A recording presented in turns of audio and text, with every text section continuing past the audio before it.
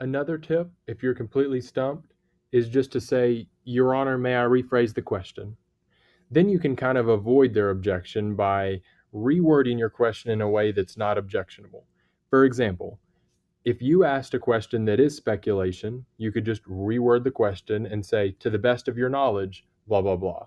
That's a good way to get out of a speculation objection. And there's a way to get out of every objection by rephrasing a question. So if you're the questioning attorney and someone has said that something is wrong with your question, then you could just back down and say, okay, I'll rephrase the question. Your Honor, may I rephrase the question?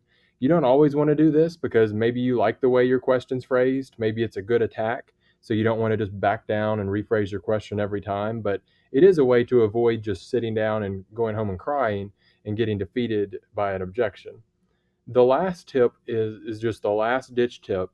If you have no way to get out of it, you can't rephrase what they're saying, you can't rephrase your question, then you can just say, may I consult with co-counsel? Now, this is the most embarrassing one because you're basically saying, I don't know what's going on here.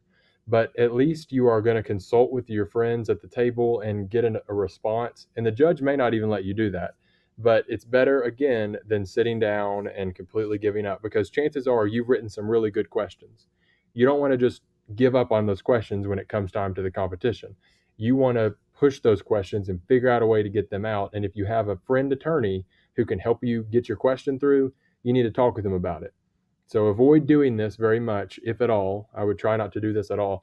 But if you're really stuck and you're freezing up, then by all means, go talk with your friends and don't let this opponent attorney sit you down and make you lose an objection.